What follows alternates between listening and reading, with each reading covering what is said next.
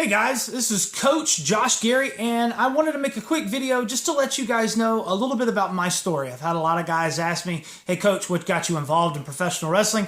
And pretty much where I started from. So I started watching professional wrestling in the mid-'80s. I got involved. Jim Crockett Promotions was my drug, man. Four Horsemen, Ric Flair, Arn Anderson, Tully Blanchard, Road Warriors, Dusty Rhodes. That was kind of what got me involved in professional wrestling. My mom was a fan. She got me watching, and I loved it. Well, as I started getting older, I got a little bit out of professional wrestling because I started getting involved in sports and girls and hanging out with my friends and girls. And so professional wrestling just didn't have a place. So I stopped watching it.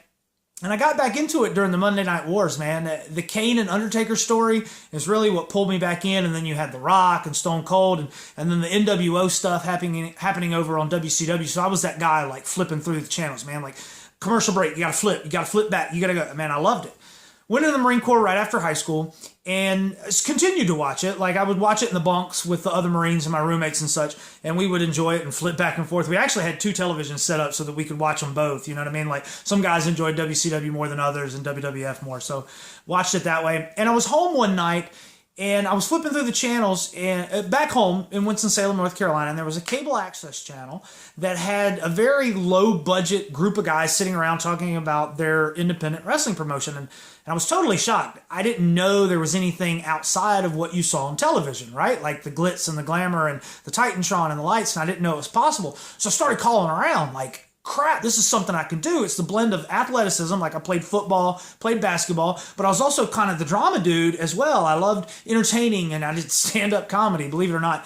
And so this is the perfect blend. And so I found a training school. It was run by Ken Spence, which if you're from the Carolina, Virginia area, you might be familiar with him. A lot of guys have been trained by Ken. A lot of guys have worked with Ken and know of him. And I was hooked, man. I loved every bit. I couldn't get enough. The school was only open 3 or 4 days a week, but I was in there 5 or 6 days.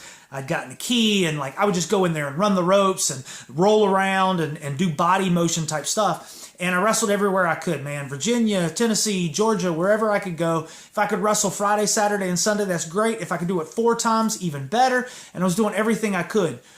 One morning, though, I was about 25, 26 years old, and I got out of bed, and every joint in my body popped. And I was kind of like, hey, I need to take a step back and look at this and see if this is, really what I want to do. I still wanted to have kids, and I want to be able to walk by the time I'm 40.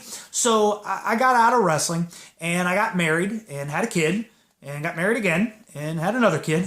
And in 2010, 2 guys that I used to wrestle with at USIWF, which was the home promotion that I mainly wrestled in, their fathers started it, and they had both passed away, and they were like, hey, we want to get back into it and start doing it again.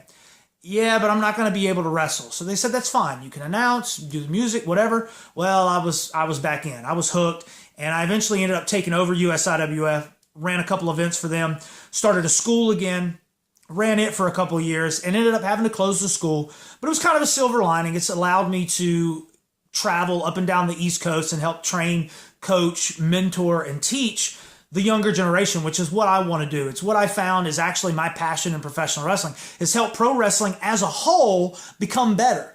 And so mold the generation and teach them the things that I didn't have that guiding force telling me, hey man, slow down. You don't have to bump 50 million times. You don't have to take that super crazy dive off of the top rope to the crowd or onto the floor. Save your body, because I want guys to have a long, luxurious 30-year career. I don't want them to have a short, fiery 3-year career and say, hey, yeah, I've been there, done that. I want you to be able to continue to do it and make a living doing it. And I think that's what my calling is. And so guys will ask me questions on Facebook. They'll send me instant messages or DMs on Instagram and ask questions. And that's what I encourage everybody to do. If you like these videos, you're watching these videos, comment below or go to the website, www.joshgerry.com. Find me on Facebook, find me on Twitter, find me on Instagram. Send me messages, ask me questions. That's what I'm here for. I want to help professional wrestling just be better in general, and that's what I want to keep doing. So you guys keep working hard and send me those questions and we'll get them on video, or I'll just shoot you a quick little answer if it's one of those. But until then, guys, keep driving and striving.